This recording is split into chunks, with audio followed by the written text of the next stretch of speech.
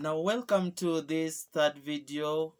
You are still with us and we appreciate the way you like our videos, and also we appreciate your subscription to our channel. Today we are going to look at others' appreciation or being aware of others. It's important to realize that man is not an island and that you may need the support of others, or at least to realize that other people also have strength that can complement on your weakness. Now, what do we mean by others' appreciation or being aware of others? What we mean is that you realize that other people are also important in contributing to your plan. Your plan, which consists of your vision, your mission, your objectives, and even the action plan that you've laid down to achieve your greatest ambitions in life. Now, for you to be a person who engages and appreciates others, you need to have certain elements that make a person not only independent but also interdependent. Remember that independence comes before interdependence. And in fact, it is very difficult for you to be interdependent if you are not independent, both emotionally, intellectually, and even spiritually. For this to take place, you need to cherish what we call integrity. Then number 2, you must have what we call maturity. And number 3, you need what we call abundance mentality. When we say you have integrity, you have integrity if you stick to your promises. You fulfill the promises that you make in life. If you are someone who does not move contrary to what you promised or what you believe you stand for, doing the right thing all the times, even when nobody is looking at you, that is what we call integrity. Now, when we say you have maturity if you have something we call consideration. You don't just go for something so as to be a winner and let others be losers. You should be someone who wants the best, not just for yourself alone, but also for others. Now, when do we say that you have abundance mentality? You have abundance mentality when you always want to work with others. Now, let's look at the first aspect of being aware of others, and I'll call it cherishing courage and consideration. When you're working in a team, you realize that you are not the same. In fact, it is said that unity is not sameness. You need to tap into the benefits of variety so that you can achieve the best by maximizing on other people's potential as you also maximize on your own potential. Now, for there to be an effective consideration, courage and consideration, we are saying that you need to sit down and work out things together. One writer said that for you to work out things together, you need to come up with a plan, and that plan requires that the moment you are in the first meeting, you think of your desired results. So it doesn't matter whether you are in a classroom or wherever you are. The issue is, what is your desired result? Do you have a shared result that you want? If you have a shared result, then you go to the next level, which we call guidance. We are saying now that we have a shared result, Are we going to follow the same pathway so that we attain the desired result? Do the rules that govern how we are operating the same?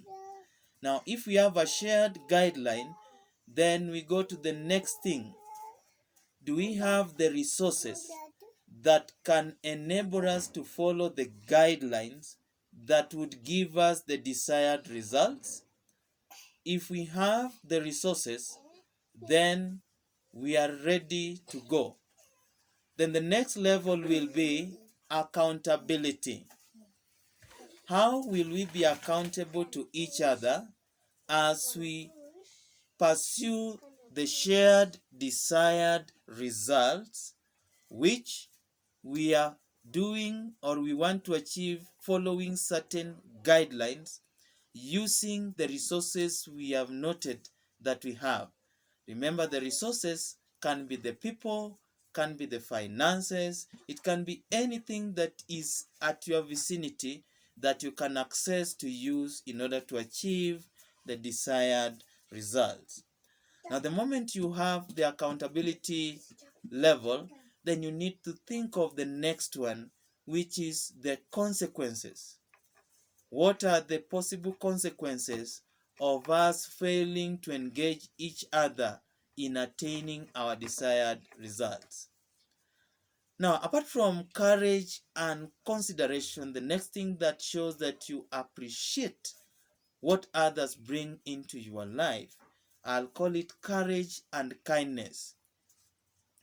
Courage, which is shown in asserting what you believe in, and kindness, which is revealed in listening empathetically.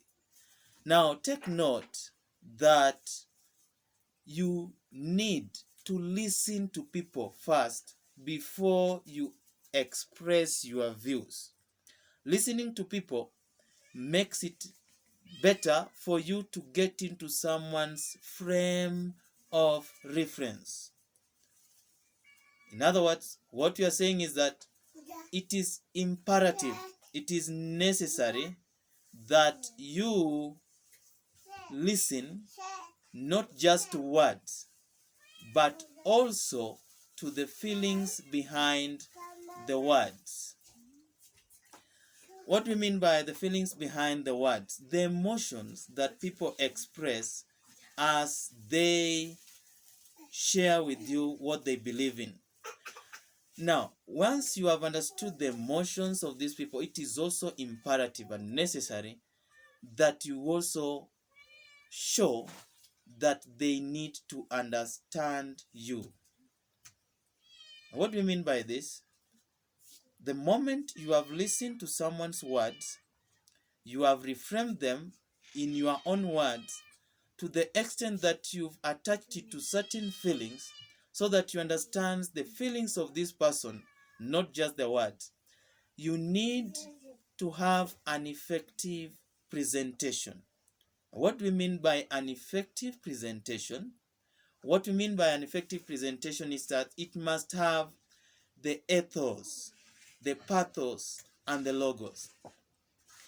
The ethos, we mean credibility. In other words, can you show some similarity with your audience? Are you getting into their frame of reference? Can you show some trustworthiness? Can you show some authority in whatever you are saying? Are you a reliable person in the field that you are trying to show or share with others? That is how you establish credibility. How do you establish pathos? By pathos, we mean connectedness. You know, every tradition have their own ways of communicating. And so you'll find songs, rhymes, poems, words that are closely linked to particular professions and particular traditions. And therefore, it is important that you use the songs, the words, the poems, the stories that connect well with the people you are sharing with or with the team you are engaging with. And apart from that, we have the logos. When talk of the logos, we are referring to the logic behind it. It must be something, when you are sharing something, it must be something that is tested, and any other person who is an expert like you, when asked, will give the same answer. And so using things like statistics, data, history, you can reveal facts that can be found to be true irrespective of where the person goes for the source of that information. We call that courage and kindness.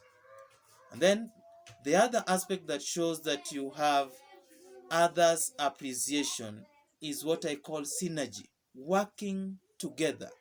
Remember that you can, when you work alone, when individual people work alone, they achieve individual objectives, but when they work together, they leverage and they can achieve more than what individuals people do. That is what I mean by others' appreciation.